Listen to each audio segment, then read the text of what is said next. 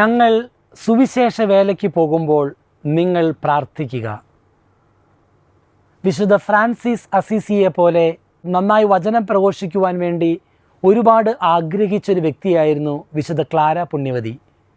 അങ്ങനെ വചനത്തോടുള്ള ദാഹത്താലും ആത്മാക്കളുടെ ദാഹത്താലും വചനപ്രഘോഷകയാവാനുള്ള ആഗ്രഹത്തോടു കൂടി വിശുദ്ധ ഫ്രാൻസിസ് അസീസിയെ സമീപിച്ചു കഴിഞ്ഞപ്പോൾ വിശുദ്ധ ക്ലാര പുണ്യവതിയോട് വിശുദ്ധ ഫ്രാൻസിസ് അസീസി പറഞ്ഞു, ഞങ്ങൾ വചനം പ്രഘോഷിക്കുമ്പോൾ നിങ്ങൾ ഇവിടെ ഇരുന്ന് ഞങ്ങൾക്ക് വേണ്ടി മധ്യസ്ഥ പ്രാർത്ഥന നടത്തുക.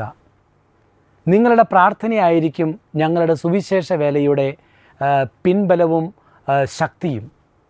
വിശുദ്ധ ക്ലാര പുണ്യവതി വിശുദ്ധ അസീസി പറഞ്ഞ ആ വാക്കുകൾ അക്ഷരം പ്രതി അനുസരിച്ചുകൊണ്ട് മിണ്ടാമഠത്തിൽ വിശുദ്ധ ഫ്രാൻസിസ് അസീസിയുടെ സുവിശേഷ വേലകൾക്ക് വേണ്ടി മധ്യസ്ഥം വഹിച്ച് പ്രാർത്ഥിക്കുകയും അങ്ങനെ വിശുദ്ധ ഫ്രാൻസിസ് അസീസിയുടെ എല്ലാ ശുശ്രൂഷകളിലും സുവിശേഷ വേലകളിലും കരുത്തായി കൃപയായി കൂടെ നിന്നിരുന്നു വിശുദ്ധ ക്ലാര പുണ്യവതിയും സമൂഹവും കൂട്ടത്തിലുള്ള സന്യാസിനികളും.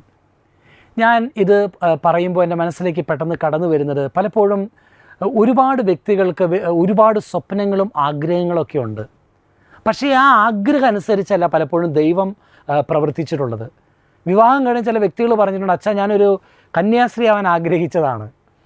അപ്പം അതോടൊപ്പം തന്നെ വിവാഹം കഴിഞ്ഞ ചില വ്യക്തികൾ പറഞ്ഞിട്ടുണ്ട്, അച്ഛാ എൻ്റെ ആഗ്രഹം ഒരു അച്ഛനാവാനായിരുന്നു എന്ന്.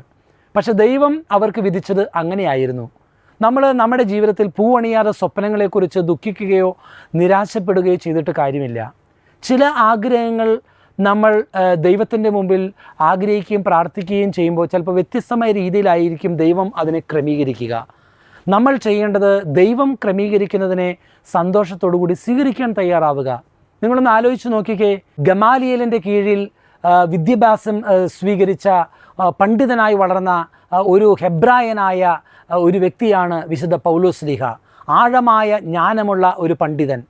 അദ്ദേഹത്തെ വചനം പ്രസംഗിക്കുവാൻ വേണ്ടി കർത്താവായ ഈശോ സ്വാഭാവികമായിട്ടും വിടേണ്ടത് ആരുടെ അടുത്തേക്കാണ്? ഹെബ്രായരുടെ അടുത്തേക്കാണ്. എന്നാൽ ഒരു വിദ്യാഭ്യാസവും ഇല്ലാത്ത മുക്കുവനായ പത്രോസ്ലീഹ അദ്ദേഹത്തെ വചനം പ്രസംഗിക്കുവാൻ വേണ്ടി സ്വാഭാവികമായിട്ടും ദൈവം വിടേണ്ടത് ആരുടെ പക്കലേക്കാണ്? വലിയ വിദ്യാഭ്യാസമൊന്നുമില്ലാത്ത അറിവില്ലാത്ത പാവപ്പെട്ട സാധാരണ മനുഷ്യരുടെ ഇടയിലേക്ക്. എന്നാൽ നിങ്ങൾ ചിന്തിക്കുക, പൗലോസ്ലീഹായെ ദൈവം വചനം പ്രസംഗിക്കുവാനായിട്ട് അയക്കുന്നത് വിജാതീയരുടെ അടുത്തേക്കാണ്. പത്രോസ്ലീഹായെ വചനം പ്രസംഗിക്കാൻ അയക്കുന്ന എവിടേക്കാണ്?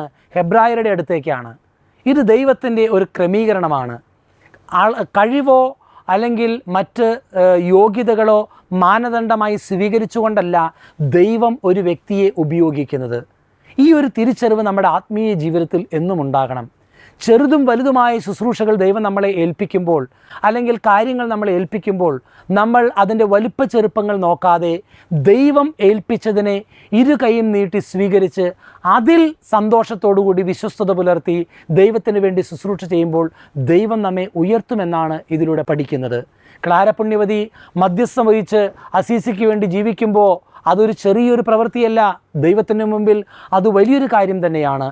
ഇസ്രായേൽക്കാർ അമലേക്യരുമായൊക്കെ യുദ്ധം ചെയ്തുകൊണ്ടിരുന്നപ്പോൾ മോശയുടെ കൈ തളരാതിരിക്കുവാൻ വേണ്ടി ജോഷുവ പ്രവാചകൻ മോശയുടെ കൈ ഉയർത്തിപ്പിടിച്ചതുപോലെ താങ്ങിപ്പിടിച്ചതുപോലെ ആ കൈ താങ്ങിപ്പിടിച്ചപ്പോഴൊക്കെ ഇസ്രായേൽ ജനത്തിന് വിജയമുണ്ടായെന്നും എന്നാൽ ആ കൈ താന്നപ്പോൾ ഇസ്രായേൽ പരാജയപ്പെട്ടുമെന്നൊക്കെ ബൈബിളിൽ എഴുതി വെച്ചിട്ടുണ്ട്.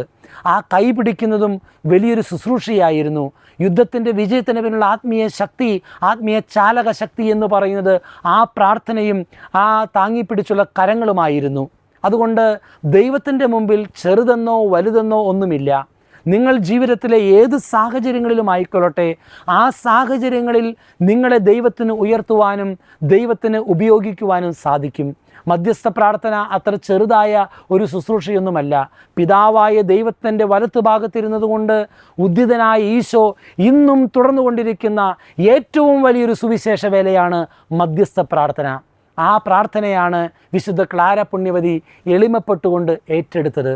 നമ്മൾ ചെയ്യുന്ന ജോലികൾ, ശുശ്രൂഷകൾ ചെറുതാകട്ടെ വലുതാകട്ടെ, ദൈവത്തിൻ്റെ തിരുമുമ്പിൽ അത് വലുതായി മാറുന്നത് നമ്മൾ സ്നേഹമുള്ള ഹൃദയത്തോടുകൂടി വിശ്വാസത്തോടുകൂടി ദൈവത്തിന് വേണ്ടി അത് ചെയ്യാൻ തയ്യാറാകുമ്പോഴാണ്.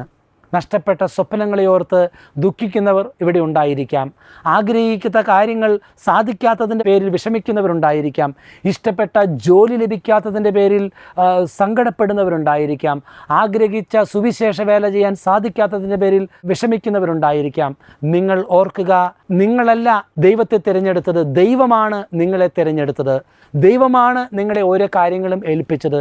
അതിൽ സംതൃപ്തി കണ്ടെത്തി, അതിൽ ആനന്ദം കണ്ടെത്തി, ദൈവത്തിൻ്റെ കൈകളിൽ നിന്നും അത് സ്വീകരിച്ച് ദൈവത്തോട് ചേർന്ന് നിന്ന് ആ വേല നിങ്ങൾ ചെയ്താൽ ആ മേഖലയിൽ ദൈവം നിങ്ങൾക്ക് അനുഗ്രഹം നൽകും, ഉയർപ്പ് നൽകും. എൻജിനീയർ ആവാൻ ആഗ്രഹിച്ചിട്ട് ഡോക്ടറായവരുണ്ടായിരിക്കാം. ഡോക്ടറാവാൻ ആഗ്രഹിച്ചിട്ട് എൻജിനീയർ ആവേണ്ടി വന്നവരുണ്ടായിരിക്കാം. ഇങ്ങനെ വിവിധങ്ങളായ ഓപ്പോസിറ്റ് പോളിലൂടെ ജീവിതയാത്ര ചെയ്യേണ്ടി വന്നിട്ടുള്ളവരുണ്ടെങ്കിൽ ദുഃഖിക്കാതെ, നിരാശപ്പെടാതെ അത് ദൈവത്തിൻ്റെ കയ്യിലേക്ക് കൊടുക്കുക. എല്ലാം ദൈവ പദ്ധതിയുടെ ഭാഗമാണ്. എല്ലാം നന്മയ്ക്കായി മാറ്റുന്നവനാണ് ദൈവം. ദൈവം നമ്മുടെ ജീവിതത്തിലെ ഓരോ സാഹചര്യങ്ങളും അറിയുന്നു, എല്ലാം നന്മയ്ക്കായി മാറ്റുന്നു. അതുകൊണ്ട് ഇപ്പോഴായിരിക്കുന്ന സാഹചര്യത്തിൽ ദൈവത്തെ മഹത്വപ്പെടുത്തി ജീവിക്കുവാനായിട്ട് നമ്മൾ തയ്യാറാവുക. അതിനുള്ള കൃപ ദൈവം നമുക്ക് നൽകട്ടെ.